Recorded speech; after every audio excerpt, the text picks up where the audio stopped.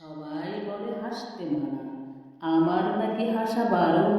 দাঁতের শৃঙ্খলা ভালো নয়, এটাই নাকি তার কারণ। তাই তো আমি সবার সামনে মুখ গোমরা করে রাখি। হাসির কথা শোনার পরেও মুখ বুজে চুপটি করে থাকি। কি আর বলবো কষ্টের কথা, হাসতে করা হয়েছে মানা। তাই বলে কি লোকের কথায় হাসতে আমি পারবো না? লোকের কথা বলবে লোকে, হাসির কথা শুনলে হাসবই। সবার সাথে আনন্দ ভাগাভাগি করে সুখের সাগরে আমি ভাসবই। হোক না দাঁত আমার লম্বা বেটে এবড়ো থেবড়ো, উঁচু কিংবা নিচু, ইচ্ছে করে হাসবো যখন তখন। লোকের কথায় আসে যায় না কিছু।